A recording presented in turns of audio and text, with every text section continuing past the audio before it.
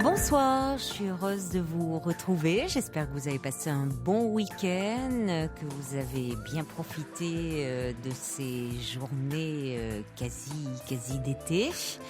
Nous sommes ensemble maintenant et en direct, bien sûr, comme chaque soir. Alors vous pouvez composer le 3921 pour nous parler de tout ce qui fait votre quotidien, pour dialoguer entre vous peut-être.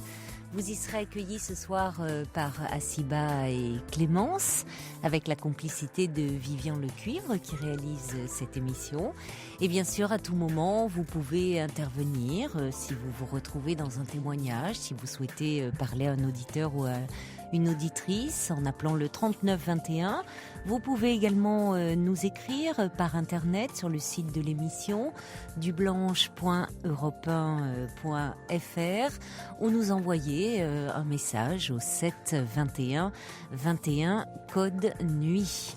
39 21, je vous attends.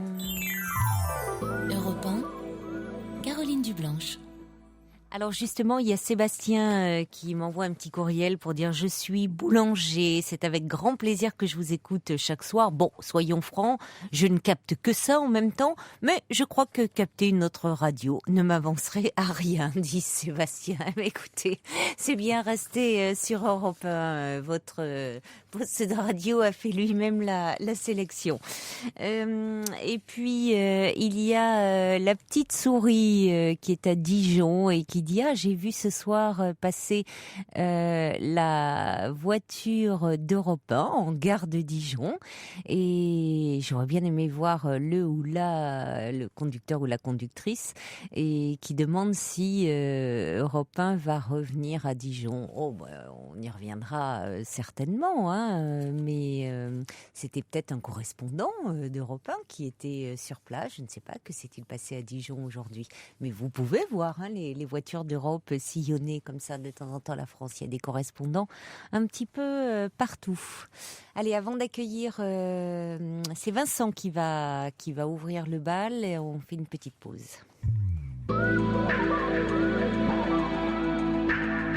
Toutes vos confidences à Caroline Dublanche au 39 21. 39 21, 34 centimes la minute. Trouvez la personne qui vous correspond. Parship, leader européen de la rencontre par affinité, analyse 30 dimensions de votre personnalité pour vous proposer les partenaires qui correspondent vraiment à vos aspirations. Découvrez maintenant vos suggestions de partenaires sur notre rubrique internet rencontre.europe1.fr. Bonsoir Vincent. Oui, bonsoir. Bonsoir. Alors, vous m'avez envoyé un courriel parce que vous ne savez plus trop comment faire, comment agir pour reconquérir l'amour de votre... Oui, la princesse, quoi, en fait. Oui, vous l'appelez votre princesse, hein, qui vient de vous quitter. Oui. Vous étiez ensemble depuis longtemps ? 6-7 mois, à peu près. 17 mois ? Non, 6 ou 7 mois, pardon. 6 ou 7 mois, d'accord. Oui. Mm-hmm. Nous étions rencontrés par un site internet. Oui. Et puis, il y a eu 2 mois absolument, je dirais, magiques, enfin, en ce qui me concerne. Oui. Pour elle aussi, je pense. Et puis, d'un seul coup, je ne sais pas pourquoi, l'attitude est devenue différente. Donc je comprends pas trop. Alors une fois je suis dans son cœur, une fois je suis plus. J'arrive pas trop à comprendre. Ça a été brutal le changement d'attitude. Oui. Oui. Et elle ne vous donne aucune explication par rapport à ça. Bah, simplement qu'elle a du mal à tirer un trait sur son passé, faire le deuil de son ex-mari, Ah. voilà, avoir besoin de se retrouver un peu seule. Oui. Et pourtant, on s'entend à merveille, c'est ça qui est un petit peu dommage, quoi. Et je continue à recevoir de temps en temps des petits SMS. Bah oui, tu comptes pour moi, voilà, quoi. Enfin, c'est un peu bizarre, quoi. J'ai jamais connu, jamais rencontré ce genre de. Parce que même si elle décide de vous quitter, elle continue à vous envoyer des messages. Ah, c'est peut-être plus moi qui en envoie et elle répond. Ah oui, d'accord, c'est différent. Mais enfin, elle répond malgré tout. Absolument, absolument. Et aujourd'hui, par exemple, j'avais un examen que j'ai réussi Ah bah, et félicitations alors. merci, oui. Et bah, elle était inquiète quand même de savoir comment ça s'était passé, tout ça.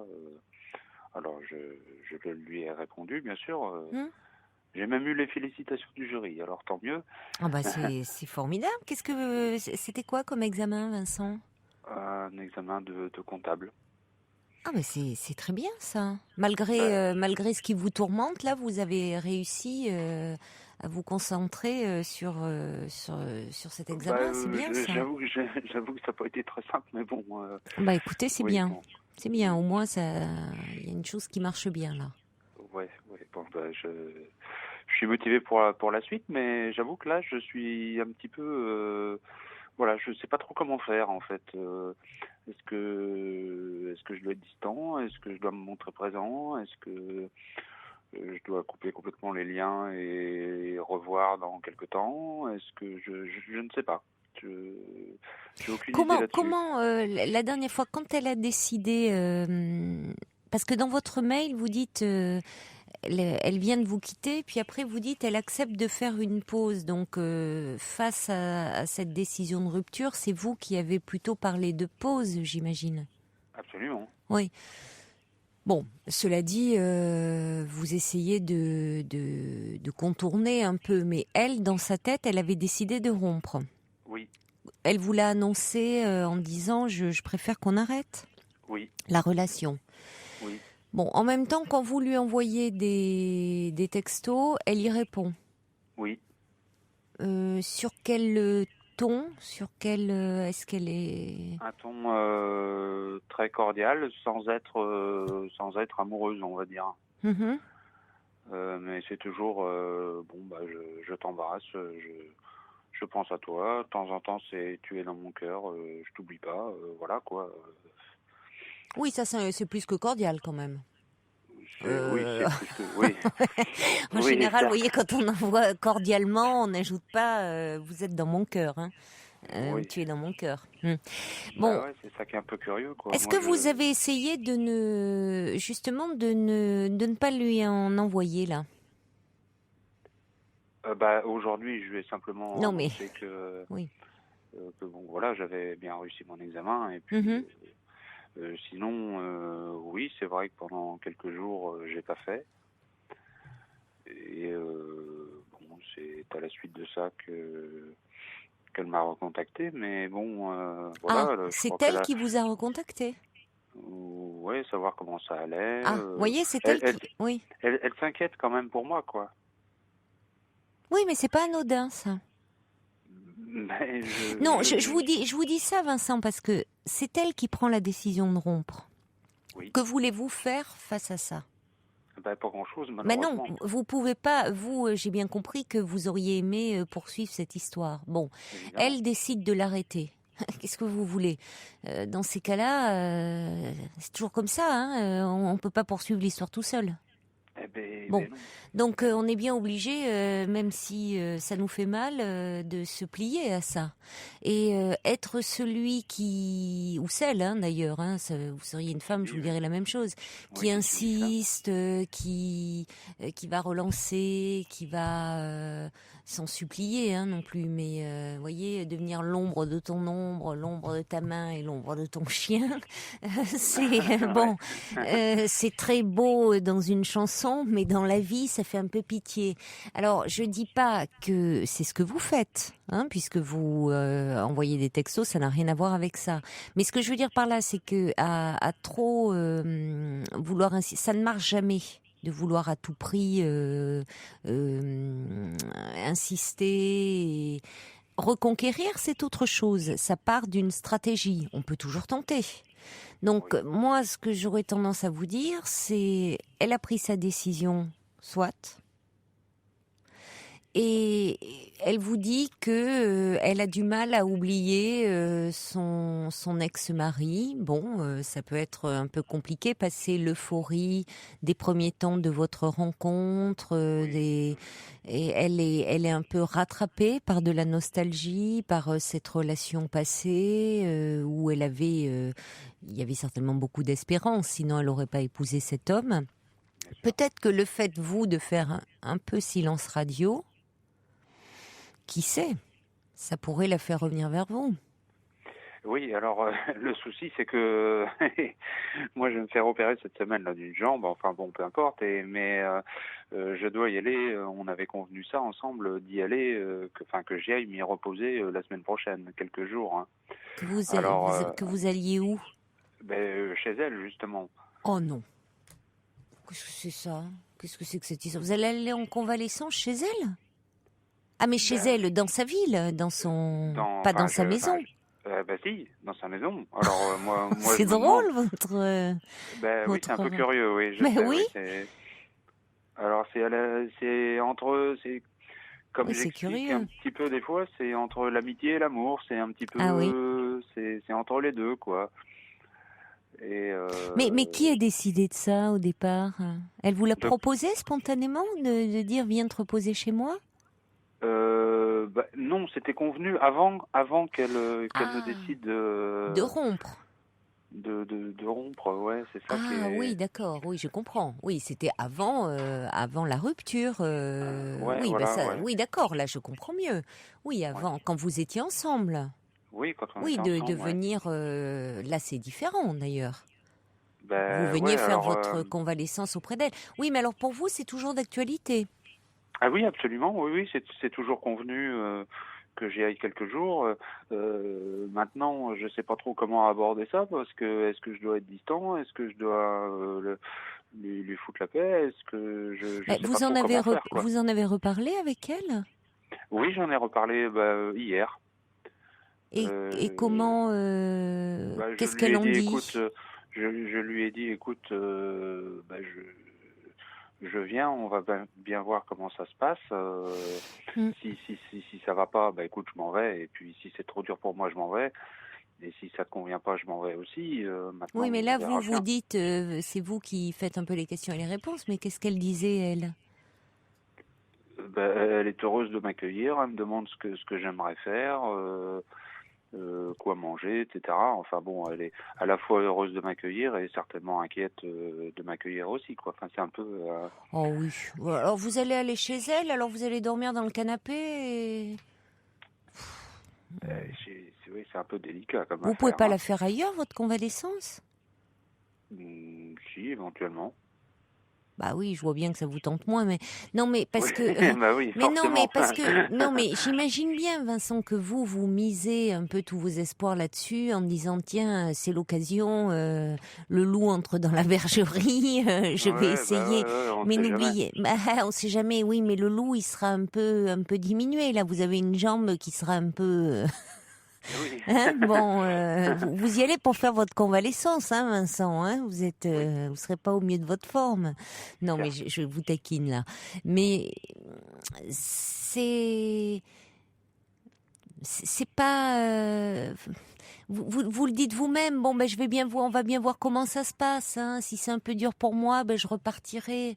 C'est faussé dès le départ. Hein. Donc dites-moi ce que je dois faire. J'y vais pas, point.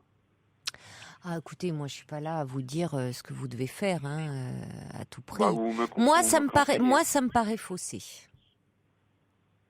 Que vous alliez dans ce contexte-là, parce que vous dites vous-même que ce projet avait été décidé alors que vous étiez ensemble. Oui, Je trouve qu'à partir du moment où elle a décidé de rompre, Oui. de mon point de vue, Oui. aller en convalescence chez elle, ça n'a pas de sens. Parce que d'autant plus que la rupture, elle est récente. C'est pas comme si après, vous aviez la rupture serait ancienne et puis vous auriez gardé un lien d'amitié. Auquel Oui. cas, vous pourriez aller la voir et où là, les choses seraient totalement claires. Vous iriez la voir comme vous iriez passer Oui, votre voir un convalescence copain, chez etc. une amie ou chez un copain. Oui, absolument.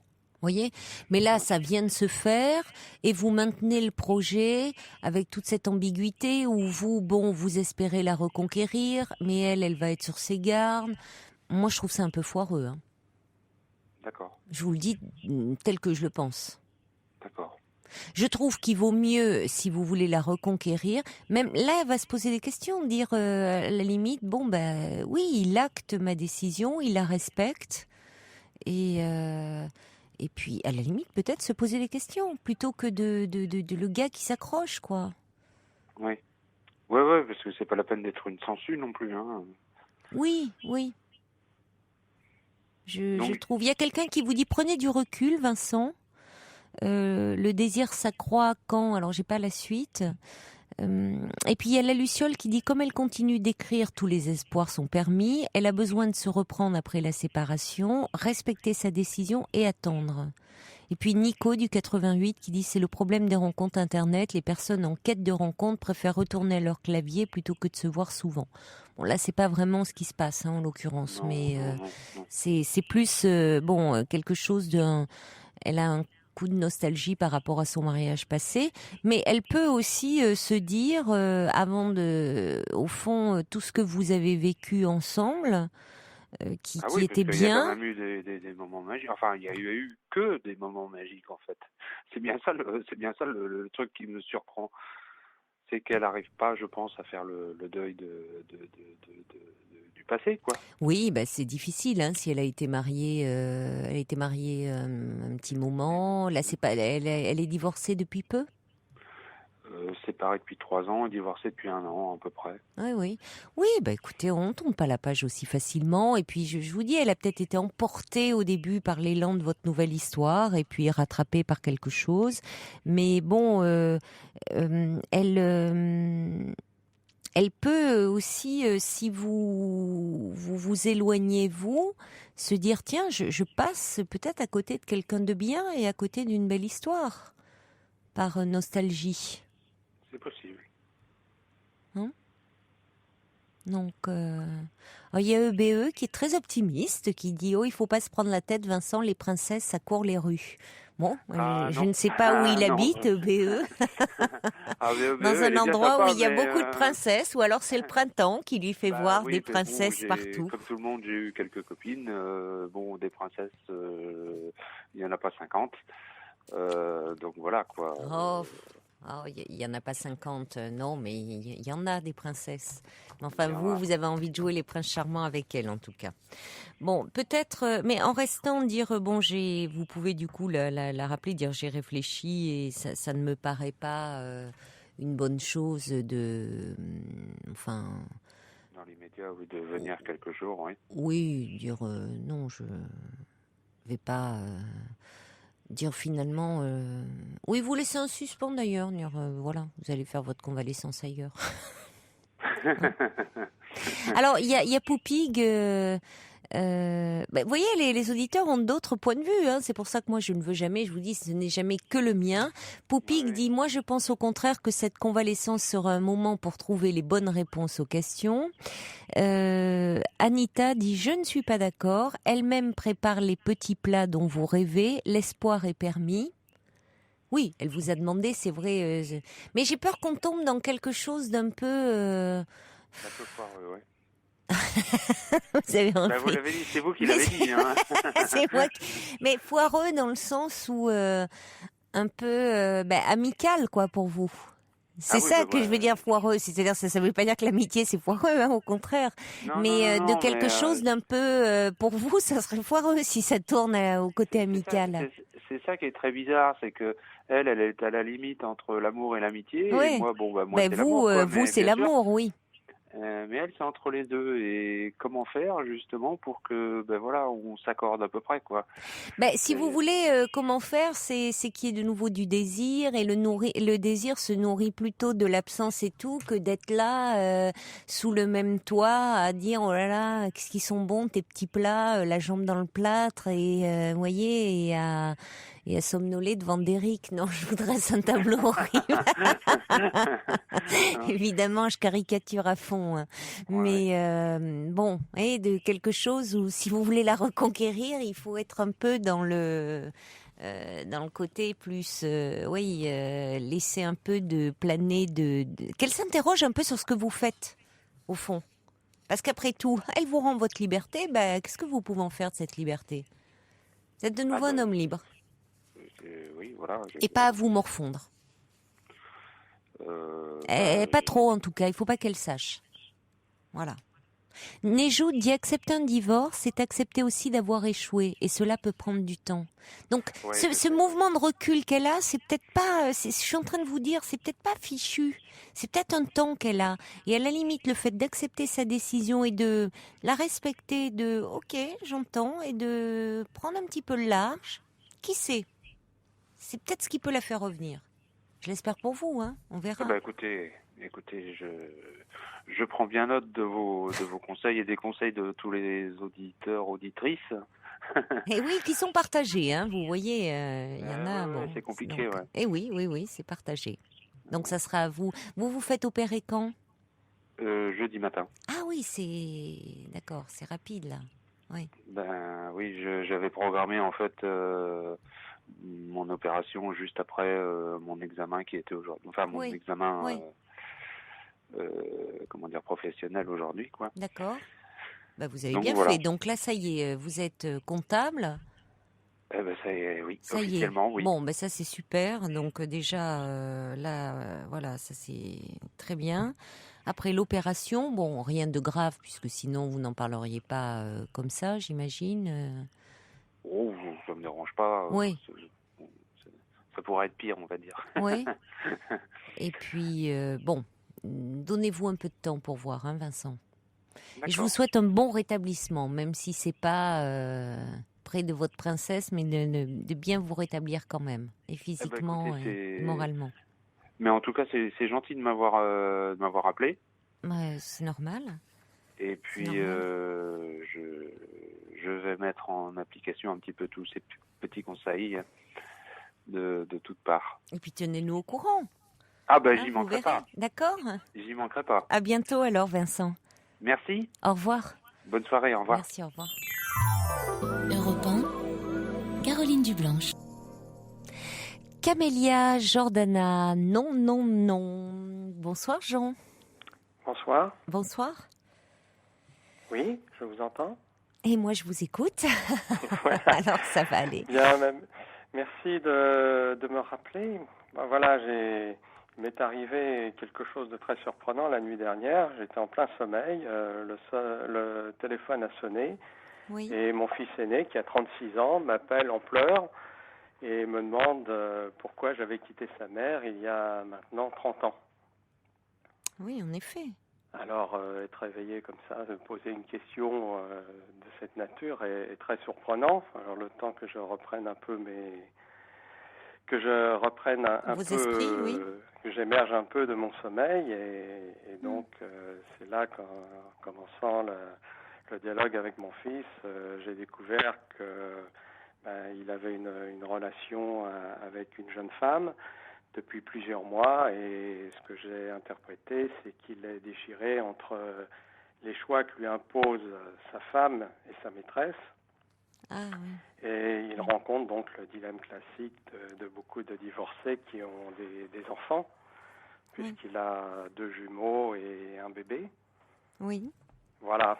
Et donc, je me permettais de vous appeler parce que j'ai trouvé un fils en complet désarroi. Oui. Et il exprime un malaise que j'aimerais bien éventuellement que vous m'aidiez à déchiffrer. Et surtout, je voudrais pouvoir l'aider J'ai ma propre expérience de divorcé et je pense que c'est ce qui l'a amené à m'appeler. Oui. Mais bon, je suis pas certain. Est-ce que Puis vous êtes son père. Voilà, je suis son père. Il se confie à vous Non, mais justement, c'est comme le dit mon épouse, nous sommes une famille de taiseux, c'est-à-dire qu'on ne parle pas beaucoup dans la famille.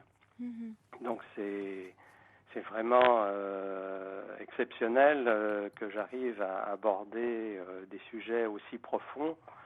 Et par exemple, depuis 30 ans que j'ai divorcé, jamais je n'ai eu l'occasion, ou du moins le courage, et eux-mêmes n'ont pas eu, puisque ce sont ce sont de grands enfants, jamais, ni d'un côté, ni de leur côté, ni de mon côté, on a abordé ce sujet qui a toujours été évité.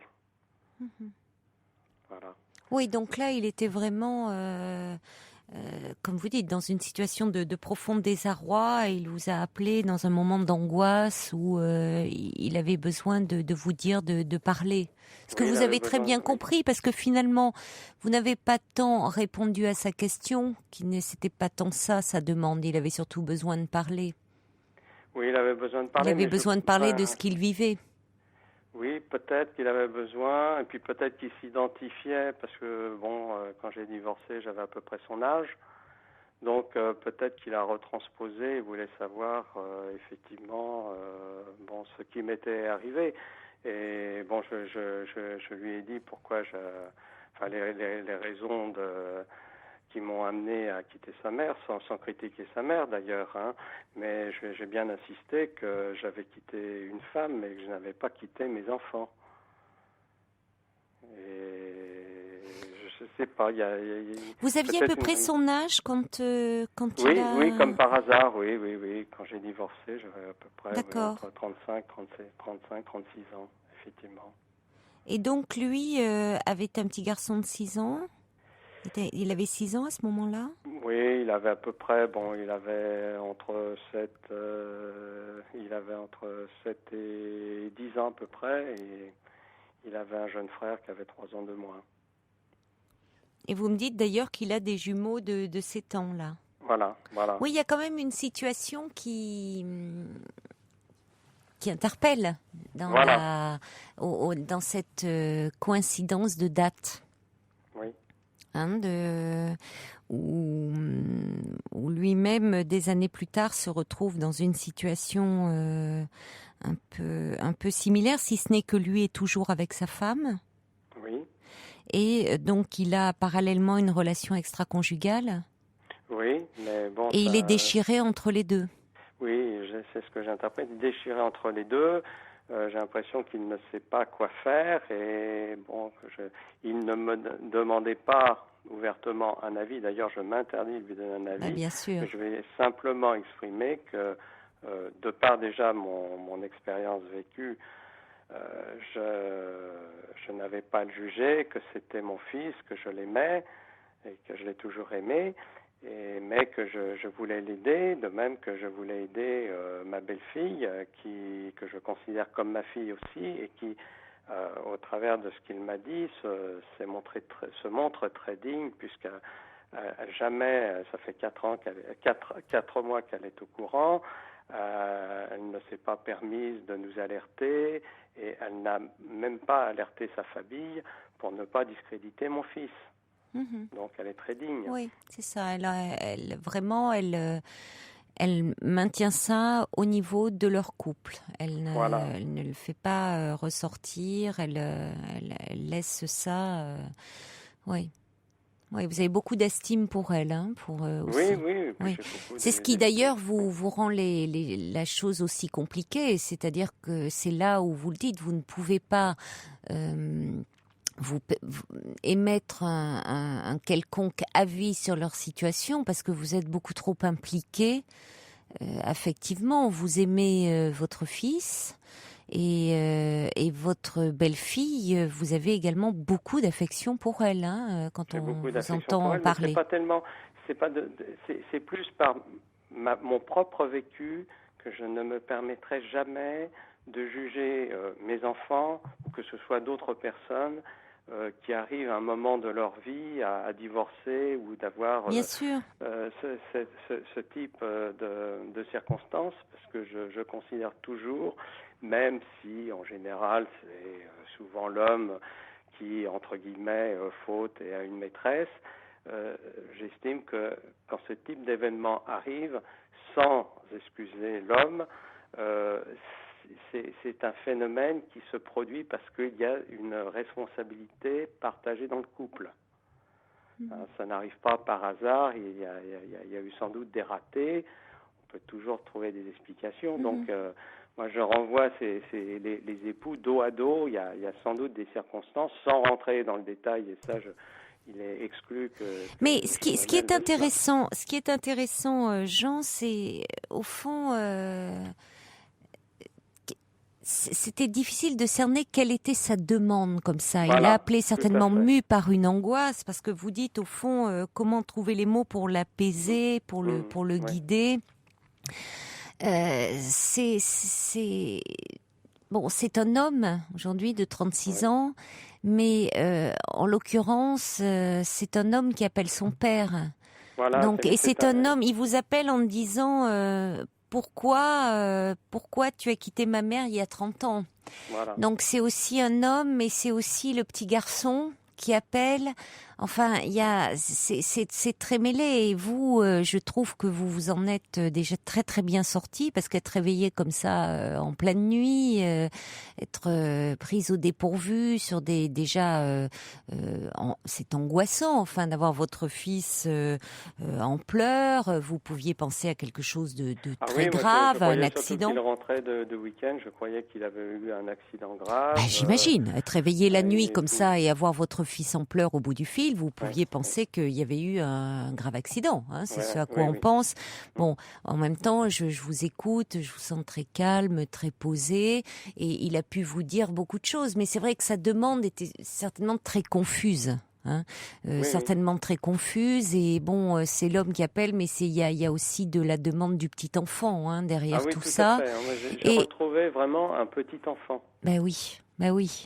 Et vous avez très bien, je trouve, réagi dans le sens où vous n'avez pas forcément, déjà où vous avez été à l'écoute, où il a pu parler, parce que c'est de ça dont il avait besoin, et où vous n'avez pas répondu du tac au tac, parce que parfois on croit qu'à la question vous avez été très thérapeute, je trouve, qu'à la question qui est posée, il faut une réponse immédiate. Or, pas forcément. Derrière la question qui est posée, il y a souvent une autre demande. Oui. Et je ne suis pas sûre que lui répondre sur le pourquoi du comment, qui au fond regardait votre couple, aurait apaisé votre fils, même si aujourd'hui c'est un homme et qu'il est de fait beaucoup plus à même de comprendre en tant qu'homme qu'un enfant, mais néanmoins c'est un homme, mais là qui était comme un petit garçon totalement perdu. Totalement perdu parce que lui-même en tant qu'homme vit des choses qu'il suppose similaires. Donc, je crois que ce qui serait important de lui dire dans l'avenir, parce que vous allez avoir l'occasion d'en reparler sans... d'ailleurs, je compte me déplacer, je suis en province, mais le plus rapidement possible, j'ai convenu avec lui, je vais me déplacer le plus rapidement possible et avoir un entretien avec lui de vive voix, parce que je ne veux pas le laisser comme ça. Oui. C'est tellement... je suis quand même assez inquiet parce que il y a très longtemps, j'ai eu un collègue où cette situation lui était arrivée, et les deux femmes qu'il aimait lui faisaient l'injonction de choisir, et il était incapable, il était amoureux vraiment de sa femme et de sa maîtresse, et finalement il s'est suicidé parce qu'il n'a pas été capable de choisir. Ah oui, c'est terrible. Vous voyez ? Oui, donc je me suis remémoré aussi cette situation qui est sans doute un peu extraordinaire, mais qui peut aboutir, même si on ne va pas jusqu'à l'acte, ça dénote bien ce déchirement d'un homme qui peut... Alors là, je ne sais pas encore s'il aime toujours sa femme, mais en tout cas, il est déchiré entre abandonner, entre guillemets, ses enfants. Il ne les abandonnera pas, comme moi je n'ai pas abandonné mes enfants, mais c'est une déchirure. Et puis vivre une nouvelle vie avec une femme, évidemment, Oui. qui est plus jeune, etc., quoi. Ce qui a été le cas pour vous, c'est-à-dire... Non, moi, Non. c'était différent. Oui. J'ai fait une seconde vie avec mon épouse d'aujourd'hui, et d'ailleurs, je m'en félicite tous les jours.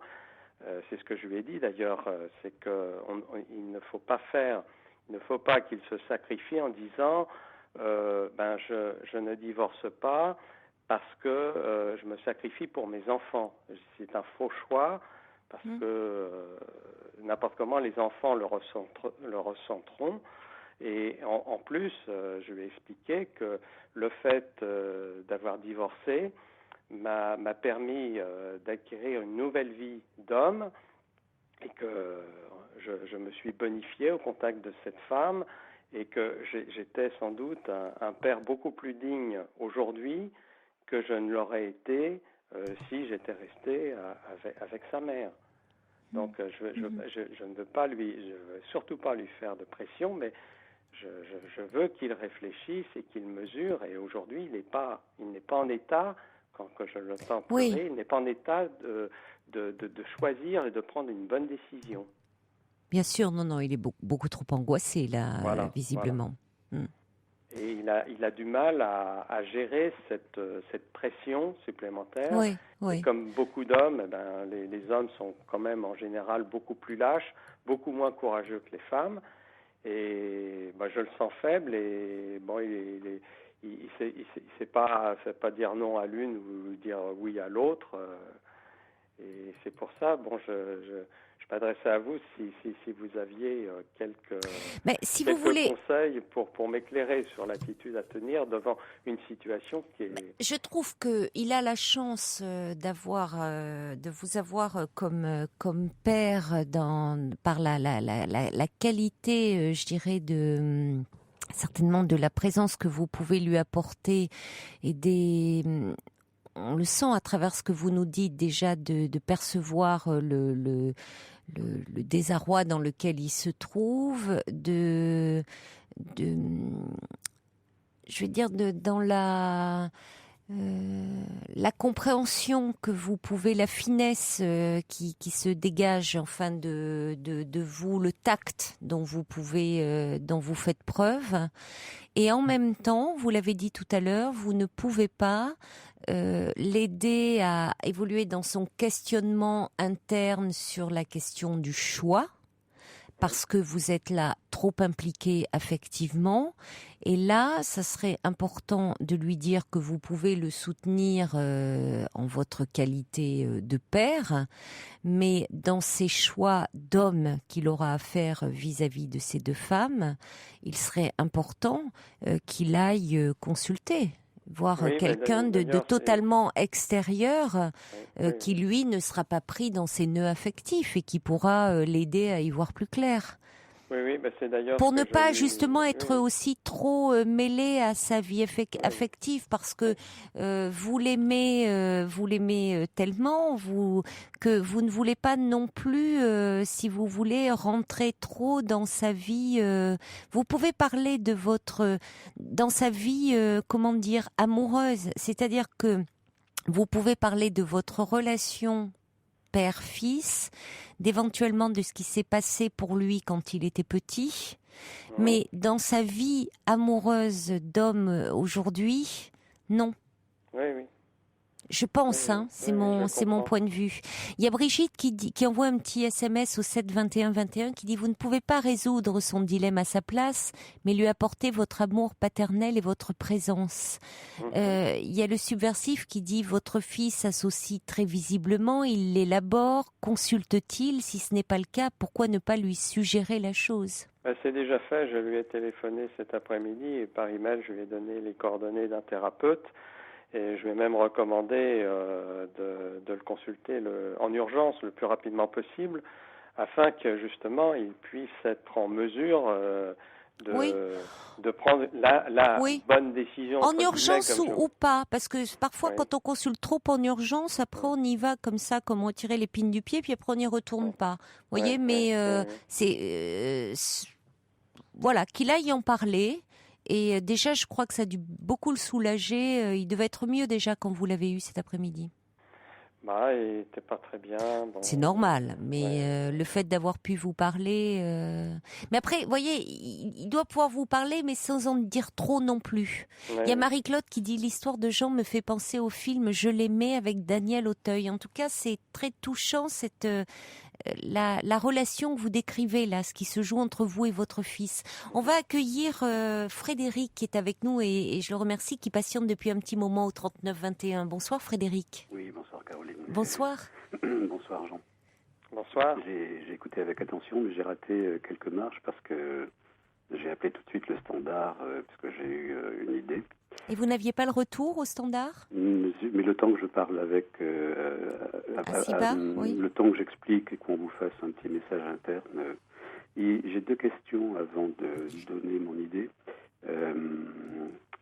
Vous dites, je ne sais pas, quand vous êtes parti, Jean, il y a 30 ans, vous étiez parti pour quelqu'un ou pas ?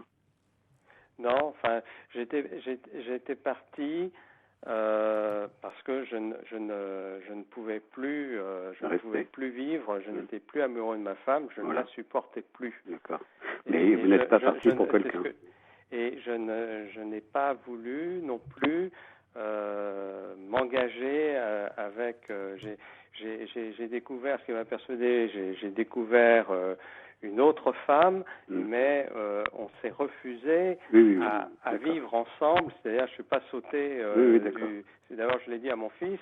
Il n'est pas. Enfin, il n'est pas convenable pour moi. Alors là, je me suis permis de dire de sauter d'un lit à un autre, de passer d'un lit à un autre. Et d'ailleurs, je pense qu'il est de bons conseils de vivre tout seul, même si on n'est plus amoureux de sa femme, pour réfléchir et au lieu de sauter dans les bras tout de suite d'une autre femme. Alors, deuxième question, si j'ai bien compris, lui est déjà marié, il père de 3 enfants, dont un quasiment nouveau-né, et il est amoureux d'une femme plus jeune. Oui, plus jeune, je ne connais pas l'âge, mais elle est plus jeune, oui. Pardon ? Elle est plus jeune et elle n'a pas d'enfant. D'accord. Et il en est très, très épris. Bon. Apparemment. D'accord.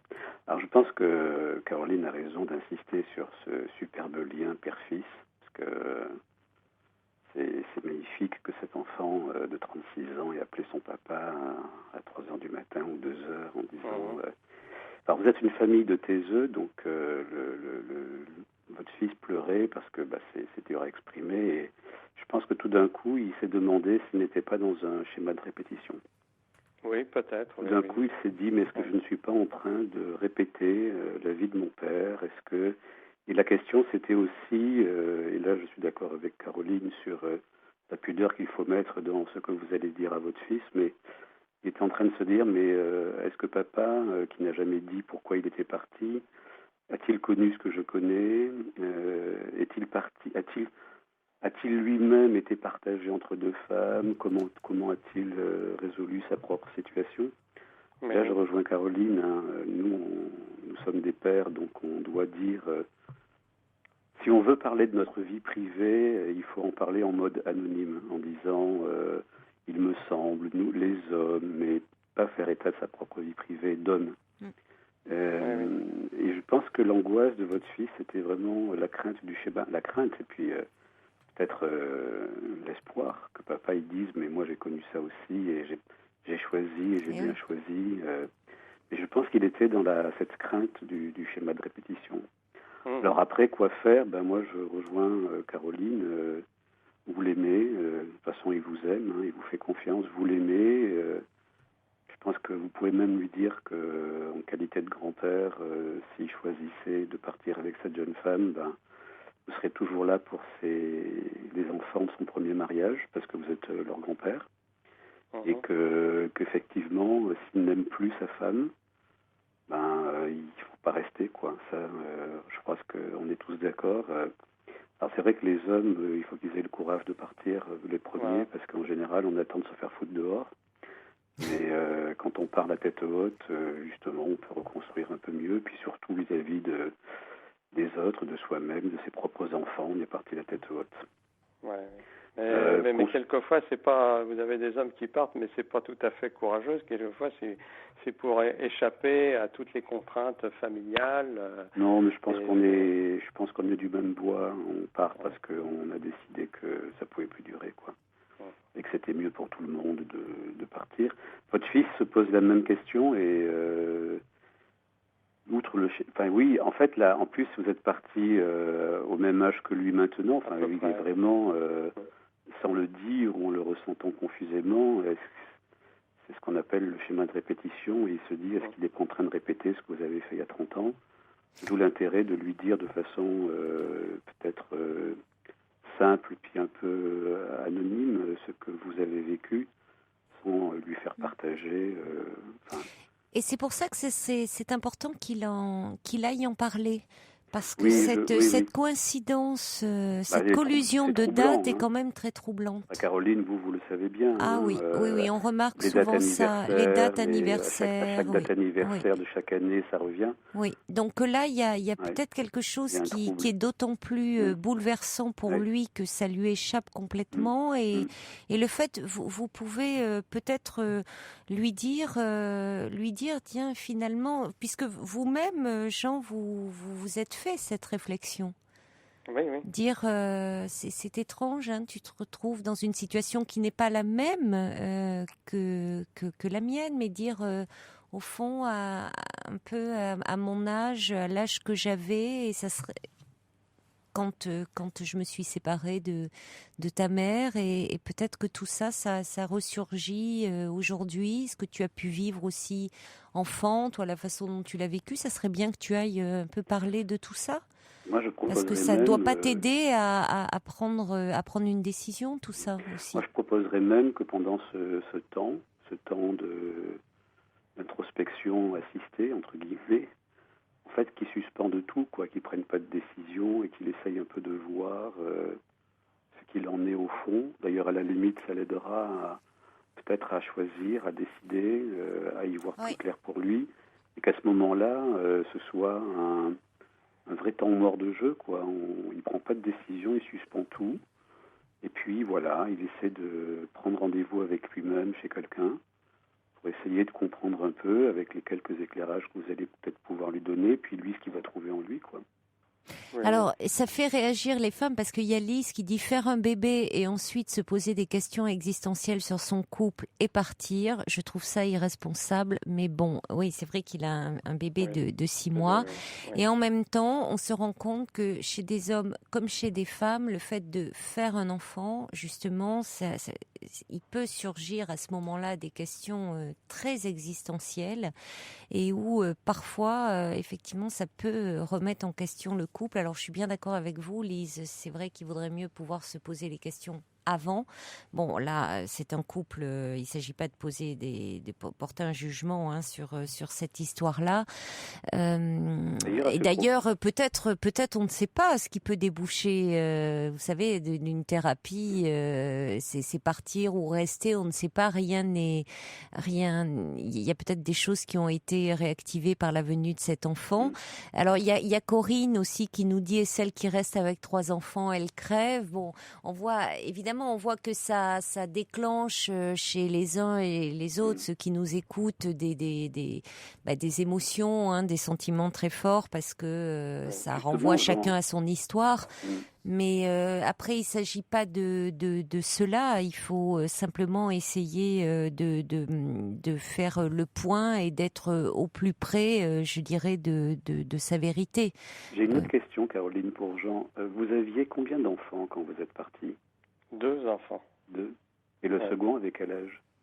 Le second avait 4 ans. D'accord, 6 et 4. D'accord. D'accord. Oui, que les femmes soient fort mécontentes. Oui, je comprends. C'est forcément difficile, dès qu'il est question. En plus, là, il y a un surtout un bébé, donc effectivement c'est compliqué. Et en même temps, on voit bien souvent c'est une vraie problématique aussi chez les hommes. Parfois, dans l'infidélité des hommes, il y a pas toujours. On voit parfois le côté cynique, mais il y a des hommes qui veulent parfois tout garder. Vous citiez l'exemple de cet homme Jean qui s'était suicidé parce qu'il ne parvenait pas à faire un choix entre ces deux femmes. Il y a certains hommes qui n'arrivent pas à choisir, qui veulent tout garder et qui ont un vrai problème par rapport à la séparation. Et... Caroline, il m'est arrivé déjà de vous dire qu'en fait, nous les hommes, on vous garde toutes. Hein. C'est vous qui nous demandez de choisir, mais nous, à la limite, si on pouvait toutes vous garder, on vous garderait toutes. Hein. L'une dans le château, l'autre dans l'aile, la troisième dans la troisième aile du pavillon. Enfin. Non, mais c'est la vérité. Vous l'avez dit, la plupart du temps, les hommes sont poussés sont mis dehors, hein, donc finalement, dehors, c'est comme ça. On n'a pas envie de choisir, on vous laisse choisir. Alors justement, encore une question. Jean, ça sera la dernière, oui. Oui, votre fils a connu cette jeune femme. À quel moment dans la grossesse de sa femme? Écoutez. C'était, grosso modo, à la fin de sa grossesse. D'accord. Ah oui. Ouais. Ah oui. Oui. Oui, ce qui est assez répandu aussi, finalement, ces situations-là. Bon, je crois, en tout cas, moi, je trouve, ça donne. Vous dites, on est une famille de taiseux. Quand les taiseux se mettent à parler, il y a beaucoup de profondeur dans leurs propos, et je trouve que on vous sent très à l'écoute, très respectueux. Vous n'êtes pas de ces pères qui veulent à tout prix donner des conseils à leur fils, dire moi à ta place je ferai ça, ou vous respectez beaucoup là où il en est, et comme dit Coco, il a beaucoup de chance d'avoir un père comme vous. Non, mais c'est par rapport à ce que moi j'ai vécu en tant qu'homme qui divorçait, et donc oui, mais il a su vers qui se tourner. Compréhensifs, notamment mes beaux-parents. Oui. Et j'ai beaucoup apprécié qu'il n'ait pas fait de rupture et qu'il m'ait toujours accueilli chez eux contre l'avis de leur fille. Et donc j'ai trouvé ça très intelligent. Et donc on ne peut pas se mettre à la place des gens. Et je maintiens que lorsqu'un couple bat de l'aile, il y a une responsabilité partagée, qu'on le veuille ou non. Et en général, la personne trompée ne veut pas reconnaître qu'elle y est quand même pour quelque chose, sans doute indirectement, mais elle y est pour quelque chose. Donc il n'y a pas de, c'est un échec global à assumer en couple, justement. Oui, c'est-à-dire autant de couples, autant de situations différentes, hein, aussi. Oui, je sais bien. Oui, parce que, quand vous dites quand la relation va mal, oui, c'est ça. Moi, j'étais restée sur l'infidélité. Quand la relation va mal, une relation, effectivement, on est deux dans la relation. On est même parfois plusieurs, hein, parce qu'il y a ce qu'on a vécu, il y a ce qu'on a vécu dans son enfance qui joue aussi, bien sûr. Oui. Bon, écoutez, je crois après vous avez fait ce qu'il y avait à faire, être là, être à l'écoute, aller le voir, et puis à un moment passer le relais, parce que ce n'est pas parler de votre vie amoureuse, vous d'homme, qui peut aider votre fils, hein, comme le disait Frédéric. Voilà, donc il va faire son chemin et puis retravailler un petit peu sur ce qui est douloureux, peut-être pour lui, de sa propre histoire.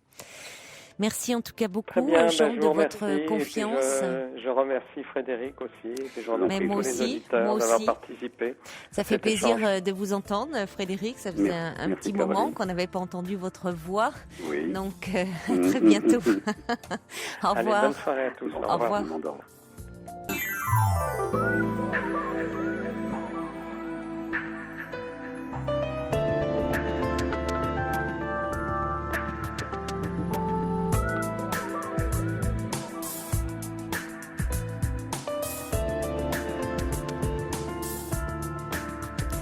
Jusqu'à 1h, vous avez carte blanche sur l'antenne d'Europe 1. Le standard est ouvert au 39 21. Et vous pouvez également nous écrire sur le site de l'émission dublanche.europe1.fr et par SMS au 7 21 21. Code nuit. Des réactions par rapport à l'histoire de Jean qui nous parlait de son fils de 36 ans qui l'a appelé la nuit dernière parce qu'il était en plein désarroi, pris dans une situation conjugale complexe, ne sachant pas faire le choix entre sa femme et une autre femme. Et donc, Brigitte nous dit cette situation ne concerne pas seulement les hommes, des femmes peuvent se retrouver également confrontées à ce genre de situation. Corinne, elle est très blessée, visiblement, d'entendre de telles situations. Elle dit, mais pourquoi il choisit une femme jeune et sans enfant pour abandonner une femme et son nouveau-né? C'est dur d'entendre des choses aussi cruelles. Alors, en même temps, dites-vous, Corinne, que aucune décision n'a été prise, que visiblement cet homme n'agit pas dans un cynisme et sans aucun scrupule. C'est difficile pour lui aussi, cette situation. Il y a des choses, semble-t-il, qui se répète d'une histoire, donc il a besoin de comprendre. Mais bon, c'est important aussi que vous puissiez vous exprimer parce que il y a des témoignages qui font écho à des choses que vous pouvez vivre et c'est important que vous puissiez, vous, à votre tour, vous exprimer. On va, j'allais dire jouer un peu de musique, non, parce que si vous attendez que ce soit moi qui joue, vous n'allez pas être déçus, les amis. On va passer un peu de musique et après nous accueillerons Claire. Train, Soul Sister. Ah, ça vous plairait bien hein, que je joue un peu. Il y a le subversif qui dit, on vous verrait bien déchaîné à la batterie, baguette à la main, agitant vos longs cheveux. Je les ai coupés un peu hein, avec une rock and roll frénésie. Ouais, je vais me doper un peu. Pourquoi pas. On verra peut-être un soir. Et puis alors, dans un registre plus sérieux, il y a quelqu'un qui me dit, mais vous savez, on peut espérer qu'un nouvel enfant rapproche, consolide les liens un peu l'âge d'un couple, et puis que ce soit l'inverse qui se produise. Ah ça, oui, les enfants, on entend encore parfois dire, hein, notre couple allait pas bien, on a décidé de faire un bébé. L'enfant censé cimenter le couple, on ne dira jamais assez que malheureusement, c'est pas ça qui se produit, parce que les premier temps de vie avec un bébé, c'est compliqué hein, quand même. Allez, on va accueillir Claire. Bonsoir. Bonsoir. Bonsoir Claire. Bonsoir. Oui, alors je vous appelle parce que je vous ai déjà appelé en début de mois. Oui. Et donc vous m'avez dit de vous rappeler pour savoir quelle était la situation. Donc j'ai connu un homme il y a maintenant 4 mois, donc qui est plus âgé que moi. Et nous nous sommes mis d'accord, cet homme et moi, qu'on se verrait, parce que nous avons chacun besoin de notre indépendance pour les bons moments, les sorties, les restaurants, enfin bref, voilà. Et donc, moi, ce qui me gêne, au point de vue sexuel, il n'y a pas de problème, mais c'est ce manque de confiance qu'il a. Il est comme un enfant qui dit toujours non à tout. Il écoute trop Camélia Jordana ou Jordan. Ouais. Donc, il dit toujours non à tout, et donc, si vous voulez, ça me gêne un peu dans la mesure où j'ai l'impression que ça freine un peu la relation. Alors c'est un homme qui va m'appeler une fois par semaine, qui va s'assurer que le samedi, on va danser, il n'y a pas de problème. Alors là, en boîte, il est très bien avec moi. Après, on va soit chez lui, soit chez moi. Oui. Mais pour pouvoir faire autre chose, parce que ça n'empêche pas, même si on se voit pas les bons moments, de pouvoir faire autre chose. C'est quoi par exemple? Qu'est-ce que vous Je sais aimeriez pas, faire? aller prendre un pot. Oui. Par exemple, bon, quand il vient chez moi, il mange jamais. Bon, il dit qu'il ne mange pas beaucoup, d'accord. Mais voilà quoi. Donc moi je m'inquiète dans le sens où je me dis est-ce que les choses vont évoluer dans le sens où avec ce qu'on a prévu, voilà quoi. Est-ce que Ah oui, c'est très ritualisé. ah oui, très ritualisé. Ah oui. Oui, il a Pas besoin, c'est ça, il faut que ça soit bien prévu, quoi. Hein. Il va danser, après il vient chez vous. Voilà. Mais il faut pas il y a pas de place pour l'imprévu. Non. Et oui. Eh oui. Non. Ça Alors, doit l'angoisser. Quand je propose quelque chose, c'est toujours non. Et oui. Non. Il faudrait le prévenir suffisamment de temps Non. à l'avant, je pense. Non, mais je préviens. Bon, allez, non, je peux prévenir 3 semaines avant, c'est non. Même 3 semaines à l'avance. Ah ben non, c'est non. Est-ce qu'il a peur de déborder parce qu'il n'est pas sûr de lui? Moi, je dis qu'il ne doit pas être sûr de lui parce que c'est vrai que c'est l'homme qui met en avant son indépendance. Oui, il ne veut pas vivre avec une femme, tout ça. Mais n'empêche que j'ai l'impression, je ne sais pas ce que vous allez me dire, mais il a peur de déborder pour pouvoir se retrouver dans des situations qu'il ne pourrait pas contrôler. Oui, mais enfin, aller prendre un verre, il a peur d'être débordé par quoi? Mais j'en sais rien. Par exemple, faire une sortie autre qu'aller danser, aller dans un salon, voilà quoi. Voilà.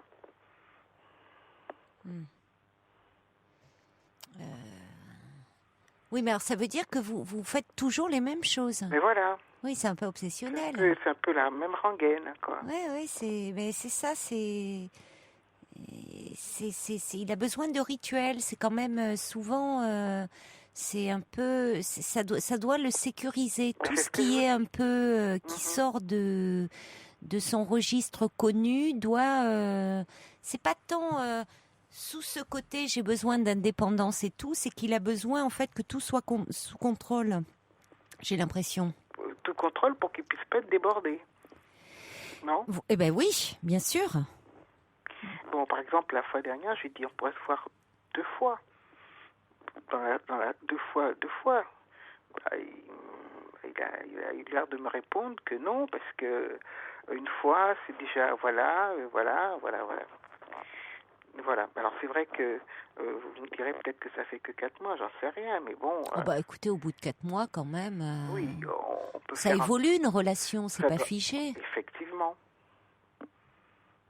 C'est vraiment, voyez, au bout de 4 mois, alors ça veut dire que vous allez toujours vous voir dans ce cadre-là. Au bout d'un moment, ce qui lui le rassure certainement risque très vite pour vous de devenir lassant. Eh bien, ça commence. Bah oui, je comprends. C'est normal. Alors, c'est vrai que si je hausse un peu la voix, tout de suite, c'est égal à on continue pas. Alors, genre, je dis, t'as toujours la même chanson, voilà. Donc, mais après, on sent que le fait d'avoir dit certaines choses, le comportement, il essaye de, d'apporter un petit plus, quoi. Il essaye d'apporter un petit plus, mais le petit plus, vous voyez ce que je veux dire, quoi. Bon. Oui, il essaye d'améliorer un peu l'ordinaire. Oui, voilà, quoi. Ben oui, il fait ce qu'il peut, mais il est un peu rigide. Oui. Même s'il a de la fantaisie, il aime danser, il aime. Ah oui, mais il aime danser. Et quand il est en boîte, il est vraiment bien. Oui. Il est à côté de moi. Il se donne à fond sur les pistes de danse, là. Comment? Il se donne à fond sur les pistes de danse. Non, pas à fond, mais je vais parler. Il est à côté de moi. Oui. Il est attentionné, vous voyez. Oui. Oui.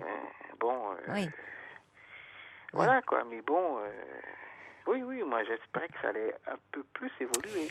Oui. Non, je crois qu'il y a sa personnalité, hein, quand même. Il a quel âge, cet homme? 66 ans. Ouais. Ouais, non, il y a peu de chances que ça évolue. Non, mais c'est vrai, voyez, sa personnalité, elle est bien faite, là. Hein. Mais bon, vous avez l'air une bonne vivante, Claire. Je me souviens bien de vous. Vous le bousculez dans la mesure de vos possibilités, de ses limites à lui. Donc, ça doit lui faire du bien un peu, quoi. Ça le décoiffe. Mais ça va donner quoi, ça? Parce qu'à un moment donné... c'est ce que dit Brigitte, qui envoie un petit SMS en disant « Cette situation est-elle vivable pour vous ?» Voilà, à long terme. Hein. C'est-à-dire qu'au bout d'un moment, vous risquez l'ennui. Oui, et ça commence. Eh ben oui, mais ça, je comprends. Hein. Écoutez, si vraiment vous vous ennuyez trop, qu'est-ce que vous voulez, hein? Mais il évoluera pas. Vous partirez. Ah, écoutez, moi, je suis pas voyante. Hein, je peux pas vous dire. Vous dites que quand vous en parlez, quand même, il y a un petit quelque chose qui bouge. Donc, ça montre que c'est pas contre vous. Ça montre que le fait qu'il a envie de vous faire plaisir, ça c'est déjà rassurant, ça. Ça veut dire que c'est pas.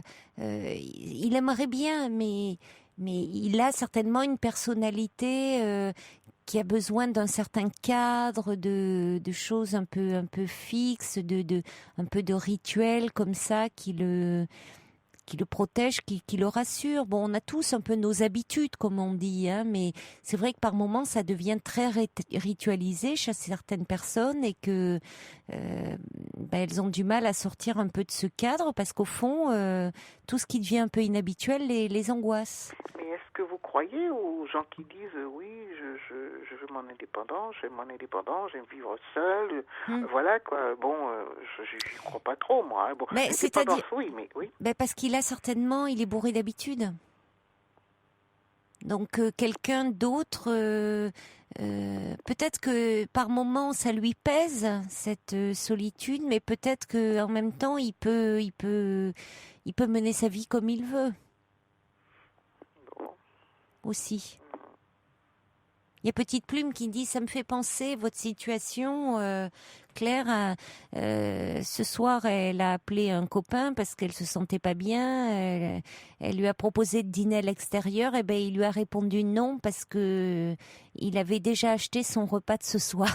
C'est terrible. Ils sont terribles, hein. C'est terrible. Et oui, mais vous pouvez, voilà, il y a des gens qui vont vous faire ce genre de réponse. Vous voyez, c'est-à-dire que c'est pas qu'ils sont, alors on pourrait dire, mais quel mufle, ils sont insensibles ou quoi, mais non, c'est-à-dire qu'à un moment, c'est le côté un peu obsessionnel, c'est-à-dire pour lui, il avait acheté son petit frichti ce soir, alors dans sa petite organisation, ça le bousculait. Voilà. Enfin, moi, ce qui me rassure, c'est quand même que on a des moments, mais souvent, il veut me faire plaisir, quoi. Et, oui, si je parle un peu, vous sentez qu'après, il y a une réaction.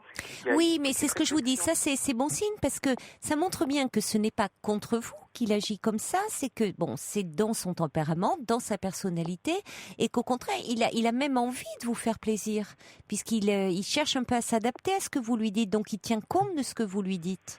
Alors il peut évoluer un petit peu. Alors, j'avais proposé quelque chose. À un moment, il m'a dit quand est-ce.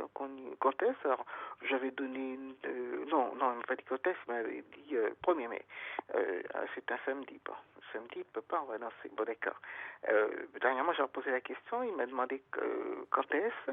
Je lui dis, quand tu veux. Il m'a dit, non, voilà. Il dit quand est-ce, mais après il dit, non. Bon, voilà. Bon. Voilà. Il y a Françoise qui dit il ne faut pas chasser le naturel, Claire, il revient toujours au naturel ou au galop, je sais pas. Le naturel, il revient au galop. Ben oui, mais elle a remis au naturel, elle devait vouloir mettre au galop. Quelqu'un me dit je suis comme cet homme, je n'accepte que certaines sorties. La différence, c'est que je n'accepte que les sorties quand je sais qu'il y aura de l'alcool. Bon. Oui, il y a de l'alcool partout, ça c'est un détail, ça. Et puis il y a Inès qui dit pourquoi ne pas trouver quelqu'un d'autre. Ah oui, non, mais le problème c'est que sur le peu, parce que si vous voulez, c'était pour les sortes, c'était pour les bonnes choses. C'était pas une mauvaise idée, ça. Ouais. Mais ça devient trop restrictif, c'est ça le problème, quoi. Les bonnes choses, ça peut s'étendre un peu plus. Mais je crois qu'il y a la peur aussi. Je crois qu'il a peur de se laisser comment dire, d'être entraîné par tout ça. Et puis, parce que d'après ce que j'ai cru comprendre, il a beaucoup souffert. Bon, d'après ce qu'il me dit, hein. Voilà. Oui. Donc, comme il a beaucoup souffert, donc il va sur des œufs, il a peur, la confiance, il la donne pas comme Bon, ça. on sent que vous n'êtes pas prête. En tout cas, vous avez encore envie de poursuivre cette relation. Écoutez, pour le moment, vous passez des moments agréables avec cet homme. Écoutez, prenez les moments agréables qu'il vous donne. Et puis, pour le reste, vous irez prendre un verre pour le moment avec d'autres personnes. Hein, vous allez danser avec lui. Voilà, vous le ramenez chez vous, chez lui. Et puis après, vous verrez. Et puis quand vous en aurez vraiment assez, de vous-même, vous vous poserez moins de questions. Hein. Il y a Rome qui dit on ne repeint pas les rayures d'un zèbre. Dans un autre registre. Il y a Prune, elle est plus radicale, elle dit fuyez-le. Et puis le subversif dit si vous ne goûtez guère de tenir un compte paramétré de vos faits et gestes minute par minute, ne regrettez pas de ne pas emménager chez lui. Ah non, mais je veux pas, c'est pas le problème, il est pas là. Et puis il y a Sergio qui dit prenez-le au mot quand il vous dit stop, faites la morte et qui sait, il réfléchira et vous reviendra presque parfait peut-être, qui sait. Et puis un petit message de Néjoud pour Petite Plume qui dit que Petite Plume change d'amis et qu'elle nous appelle si elle a le blues. Voilà.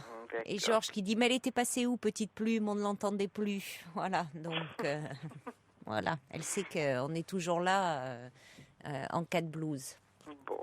Bon, écoutez, bonne chance. Merci alors avec beaucoup, avec votre danseur. D'accord, merci beaucoup. Au revoir Claire. Allez, au revoir. Toutes vos confidences à Caroline Dublanche au 39 21. 34 centimes la minute. Leila, Eric Clapton. Allez, justement, je la dédie à Néjoud et à sa fille. Néjoud qui me dit merci pour ce morceau. J'ai appelé ma fille Leila en hommage à cette superbe chanson. Et Sergio qui dit oh merci, oh illustre programmateur, encore et encore du Clapton. C'est vrai que ça fait du bien de l'entendre. Allez, on va accueillir tout de suite Florence. Bonsoir Florence. Oui, bonsoir Caroline, bonsoir. Et merci de me prendre à l'antenne. Vous êtes la bienvenue. Et comment dire, moi en fait j'appelle parce que c'est pour une anecdote qui m'est arrivée avec une rencontre avec une personne par le net. Oui. Et en fait qui me fait rire vraiment et à la fois qui m'a bouleversée. Voilà. Ah bon, les deux à la fois. Oui, parce que c'est assez comique et à la fois ça finit pour moi un petit peu en drame dans ma tête. À savoir que donc j'explique un peu mon parcours. Donc le contact était fait sur Internet. Oui. La personne m'a donné très vite son numéro de téléphone. Oui. Donc le contact a très bien pris tout de suite. Seulement dès le premier soir, ça a été je dirais pas du harcèlement, mais j'étais assaillie de messages, de textos alors que je travaillais J'avais bien grandi les choses. Avec des je t'aime ma chérie, des choses vraiment qui dépassaient un peu l'entendement Donc ça m'amusait en même temps Et j'ai essayé de freiner un peu la personne pour qu'elle arrête de m'appeler et c'était en fin de compte de plus en plus romantique etc.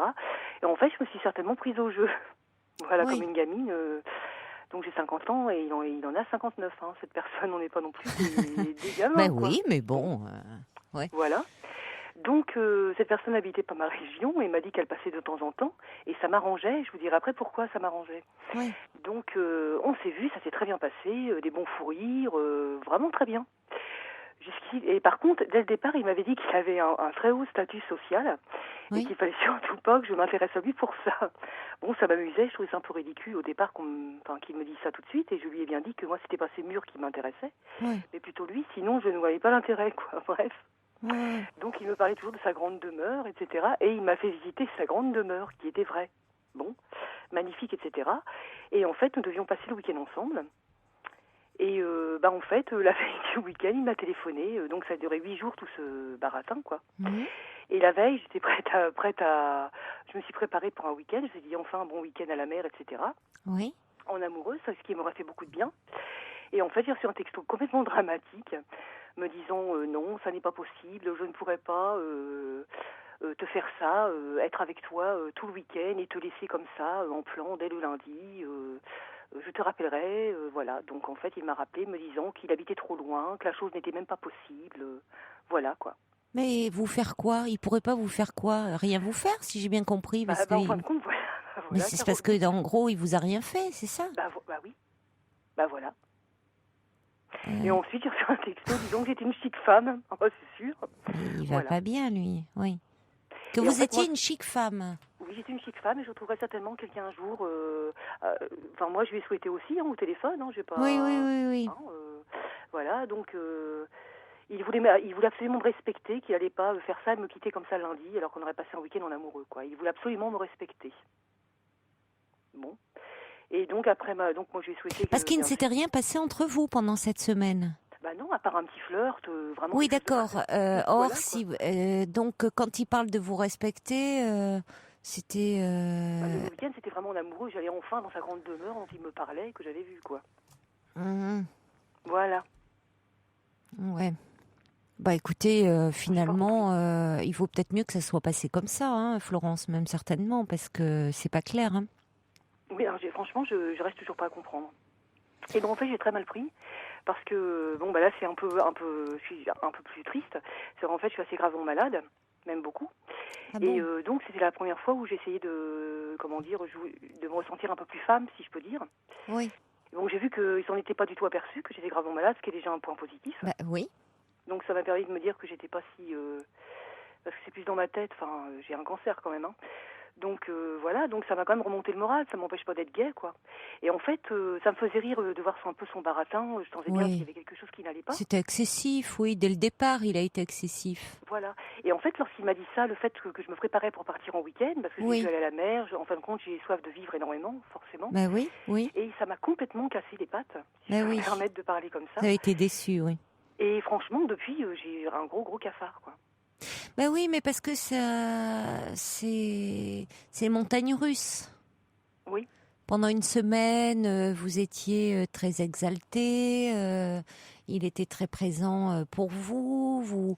Vous prépariez dans la joie ce week-end. Votre vie, justement, là, ça vous sortait de vos angoisses, de la maladie. Oui, voilà. Et puis ça s'arrête comme ça. Ça retombe comme un soufflet. Enfin. Oui. Mais il y a un truc pas clair. Voyez, même, ça a l'air très mensonger. Il y a même, moi, il y a Coco qui dit, c'était peut-être le gardien de la grande demeure et ça se trouve les boss ont dû rentrer. Et c'est ce que dit Sergio aussi. C'était peut-être le gardien de la grande demeure en question et les proprios étaient là le week-end. Mais ça peut, parce que en même temps, il vous dit oui, j'ai un statut social très élevé, mais il ne faut pas que tu m'aimes pour ça. En même temps, c'est la première chose qu'il met en avant, et il s'empresse d'aller vous faire visiter la grande maison en question. Alors, ce qui est très bizarre, parce que... Oui, j'avais vu son site internet. Oui. Bon, les tableaux que j'avais vus sur le site correspondaient à ceux dans sa maison, quoi. Bah oui, mais enfin, en même temps, s'il est gardien, s'il est gardien de la maison, il peut... Justement, en rigolant, si c'était pas plutôt lui, le gardien de la maison... Il n'a pas dû apprécier, oui, c'est ça, mais... Oui. Mais je sais pas, vous voyez, il y a plein de trucs qui collent pas. Oui, c'est vrai ce que vous dites, oui. Il y a plein de trucs qui collent pas, parce que se précipiter pour vous faire visiter la maison... Ben oui, enfin, il n'y avait pas d'urgence. Quand on rencontre quelqu'un, c'est pas... Enfin, hormis si après on va avoir une intimité avec cette personne. Mais sinon, c'est plutôt se promener, enfin l'amener prendre un verre, l'amener au restaurant. Mais on se précipite pas pour dire, tu as vu la maison, tu vois, ça c'est ma maison. Puis j'ai un super statut social, mais bon, j'espère que tu vas pas m'aimer pour ça. Enfin, tout est incohérent. Oui, je trouvais ça ridicule un peu, donc je lui ai fait mais comprendre ça l'était. Oui, enfin, c'était, tiens, je t'en mets plein la vue, mais tu vas pas m'aimer pour ça. Et puis en fait, bon, il a peut-être voulu, il est peut-être complètement mytho, et il a voulu se faire briller un instant, puis bah, il peut pas assurer derrière, hein, forcément. Voilà. Parce que c'est... Moi, je pense que... C'est pitoyable, peut-être, oui. Bah, je pense il doit raconter un peu des histoires, hein, à mon avis. Hein. Oui, c'est ça, à ce point-là. Enfin, de toute façon, ça pas, ce que vous racontez, ça ne reflète pas le comportement de quelqu'un de très équilibré. Hein. Oui, alors même le fait de je t'aime ma chérie, mon amour dès les premiers moments, ça va pas. Alors au début, par contre, ça me faisait franchement rire parce que je suis quelqu'un d'assez, même très moqueuse, et je ne pensais pas me faire prendre au jeu. Mais mais je comprends en même temps, Florence, parce que on a beau dire on a beau être sur la défensive, dire oh là là, qu'est-ce que c'est que ce zigoto. Bon, il y a des moments dans la vie où on a particulièrement besoin de un peu de folie, de folie au bon sens du terme, enfin d'un peu d'être emporté par quelque chose. La vie peut être tellement parfois morose ou terne ou angoissante. Hein, vous le dites avec ce cancer, avec que tout d'un coup là il débarque comme un petit trublion dans votre vie. Et allez, on va partir en week-end et ça vous a fait du bien. Et vous aviez envie, voyez, vous vous êtes laissé emporter par cette douce folie. Et je comprends. Et il faut pas vous en vouloir de ça, quoi. Mais au fond, tant mieux qu'il soit parti comme il est arrivé, parce que ça avait pas l'air très équilibré tout ça. Oui, c'est vrai. Hein? D'accord. Donc il faut pas maintenant que ça vous tracasse. Et comme vous dites, vous avez dit ça me fait rire et ça finit dans le drame. Non, il faut que ça vous fasse rire et que évidemment maintenant vous retombez. Il y a de la déception parce que vous retombez dans un quotidien qui est difficile. Mais là où vous devez rester très optimiste, c'est que vous avez un cancer, mais c'est pas inscrit sur votre figure, Florence. Voilà, c'est ce qui m'a rassurée en fait. Ça veut dire que alors c'est vrai que parfois la maladie, et notamment fait qu'on peut paraître très fatigué, ou il y a ou parfois on perd ses cheveux et on est mais là vous voyez que cet homme n'a pas vu du tout ça, du tout. Et que vous ne présentez pas l'aspect de quelqu'un qui est malade. Et il y a beaucoup de gens qui vivent aujourd'hui avec un cancer où on ne le remarque pas. Hein, où on peut dire à certains moments il a l'air un peu fatigué, mais sans plus. Voilà, c'est ça. Oui. Vraiment. D'accord. Donc il y a des outre les réactions de Sergio et de Coco qui disaient cette histoire de grande demeure, c'était peut-être le gardien. Il y a Prune qui dit elle est allée trop vite, il faut essayer de dédramatiser, et peut-être un peu mythomane, courage à vous. Nejout qui dit d'expérience les hommes qui ont un haut statut social le cachent et sont plutôt enclins à le minimiser. C'est ce que je pensais aussi. Je n'en dis pas plus, mais c'est du vécu. Le subversif dit l'hystérie est aussi masculine. Et puis quelqu'un dit je pense que c'est un mytho, la belle demeure ne doit pas exister, je vous souhaite de rencontrer quelqu'un de mieux et d'honnête, courage à vous pour votre maladie. Voilà. Et puis le subversif, en parlant de l'hystérie, dit il a aussi eu le plaisir d'allumer, c'est ça, il y a des hommes qui se comportent comme des allumeurs aussi. Oui, même à cet âge-là, je ne pensais pas. Quoi. Ah oui, ça peut arriver aussi. Il y a quelqu'un qui dit aussi cette personne vit dans le virtuel et regarde trop la télé, inutile de vous tracasser pour ce crétin. Oui, c'est vrai. Et à l'avenir, peut-être éviter trop les jeux de texto et rencontrer la personne, et attention à ceux qui s'emballent un peu trop vite. Voilà. Oui, c'est sûr. Mais gardez le côté plutôt drôle de l'histoire et ne vous tracassez pas inutilement pour ça. C'est quelqu'un qui... je me dis, c'est quoi avoir un comportement équilibré? Là, ça partait trop dans l'excès, en tout cas, pour que ça soit équilibré. Après, Voilà. Oui, d'accord. Je vous remercie beaucoup, Caroline. Je vous en prie, et prenez soin de vous, Florence. D'accord, merci beaucoup. Au revoir. Au revoir. Pour rejoindre Caroline Dublanche, appelez le 39 21, 34 centimes la minute. Bonsoir, Emmanuel. Bonsoir. Bonsoir.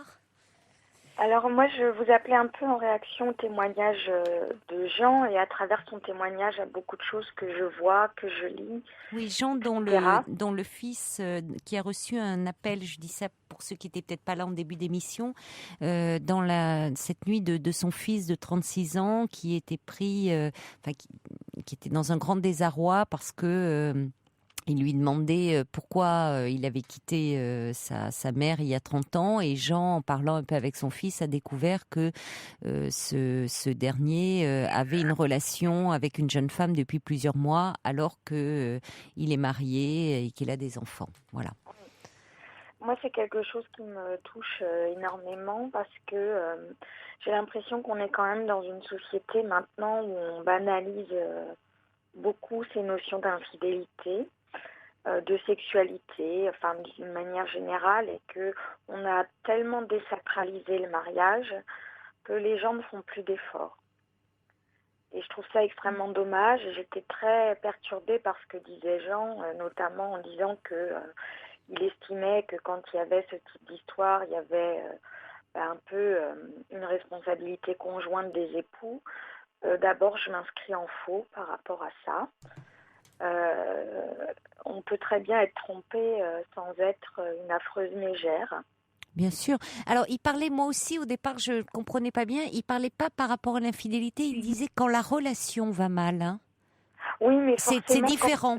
Parce que la relation peut aller mal sans qu'il y ait infidélité, Emmanuel, vous en conviendrez. Oui, il y a des couples où la relation va mal et pour autant, il n'y a pas infidélité.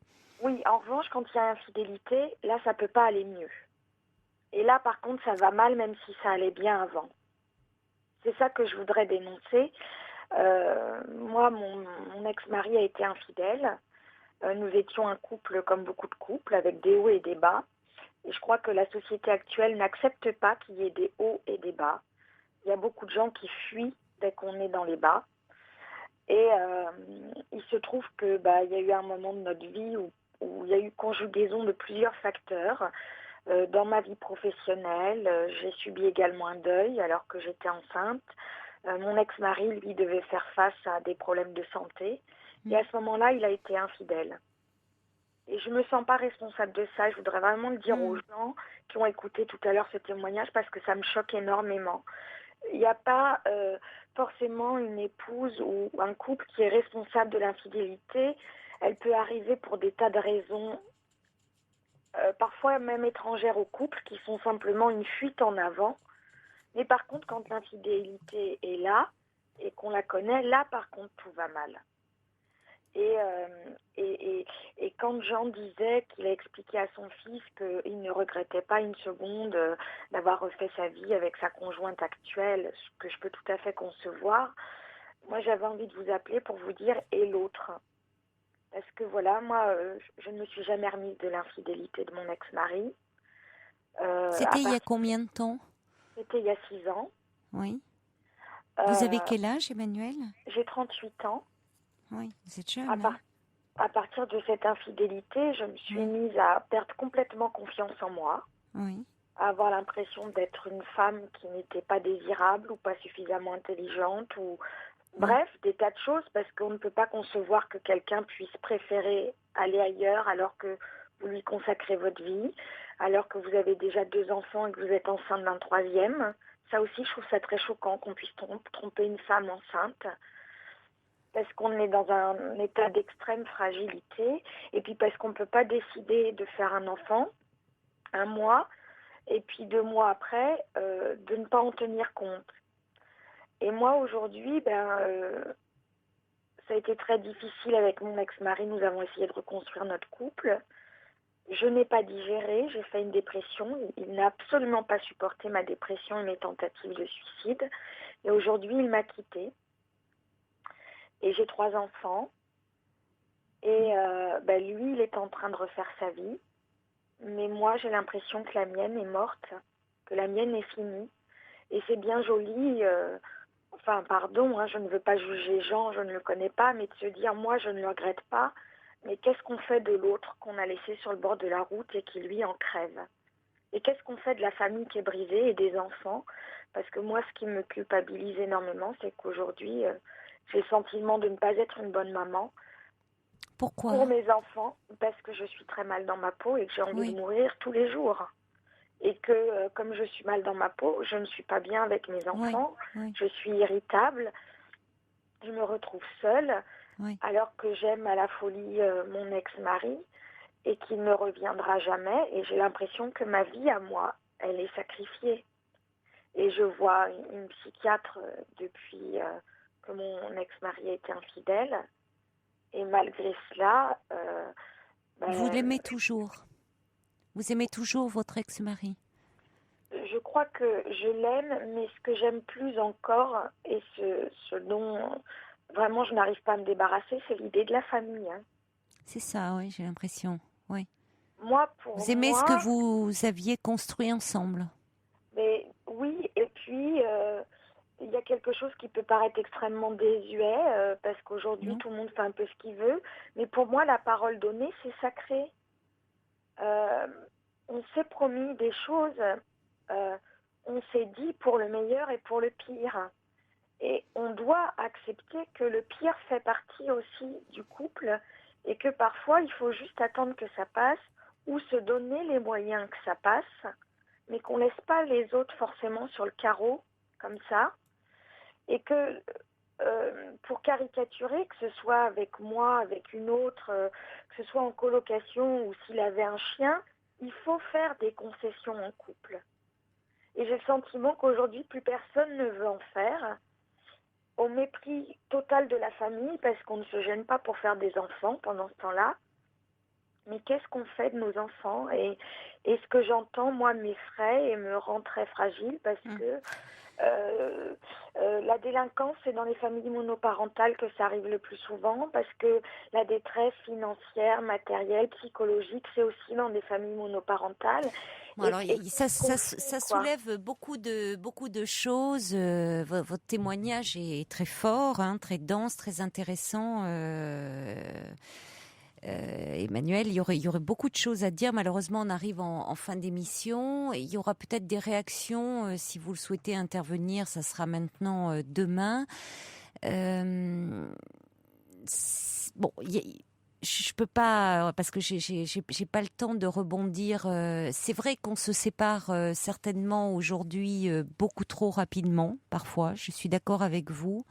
En même temps, au nom du mariage, on ne se doit pas non plus de rester ensemble forcément à vie jusqu'au bout, au prétexte que voilà, on s'est mariés et que parfois on ne s'aime plus, parce que c'est aussi ce qui arrivait parfois, parce que il y avait pas le choix, parce que les femmes étaient dépendantes économiquement et ça donnait pas forcément des couples très équilibrés ni pour les enfants.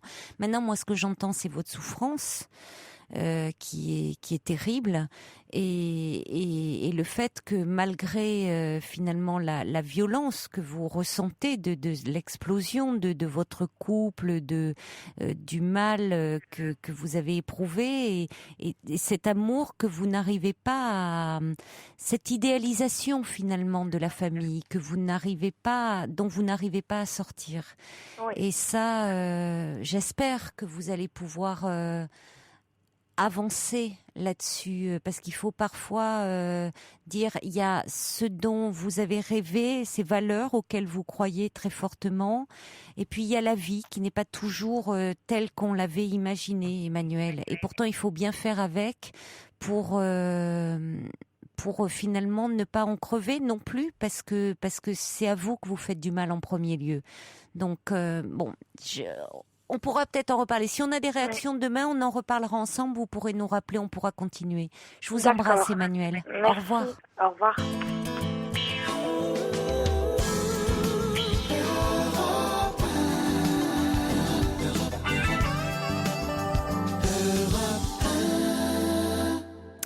Ah je pensais passer de la musique, mais c'est vrai que j'avais pas vu l'horloge et il y a plus qu'une minute. Alors, si j'avais su, je regardais Emmanuel, mais enfin bon, il y a Brigitte qui dit: je suis d'accord qu'il y a une banalisation de la séparation. Il y a un message qui dit: pour moi, chacun est responsable de ses actes. Ceci dit, la souffrance du fils de Jean n'est pas du tout de l'indifférence pour sa femme, non, parce que sinon il serait pas aussi en souffrance. Quant à vous, courage, Emmanuel. Eva dit: quand il n'y a plus d'amour, plus de désir, que fait-on? Néjout qui dit: je suis solidaire d'Emmanuel, comme je la comprends, j'aimerais parler avec elle. Et puis Prune qui dit: vous avez le droit d'être heureuse maintenant, allez en parler. Il y a Pam qui dit: bravo pour ce témoignage, Emmanuel, tout à fait d'accord avec vous, merci de l'avoir dit pour nous autres. Et puis Et puis voilà, il y a Ava qui disait par rapport à Claire, disait la crainte qu'a exprimé cet homme en partant avant ce week-end laisse penser qu'il n'y a pas lieu de regretter ce qu'il se sait incapable de vous donner. Le luxe pour lui, c'était l'image. Voilà, il est l'heure de nous quitter. Je vous souhaite une très belle nuit. On pourra rebondir sur les propos d'Emmanuel si vous le souhaitez demain. Très belle nuit, faites de jolis rêves. Il est maintenant 1h, l'heure des informations sur Europe 1 avec Pierre Courade.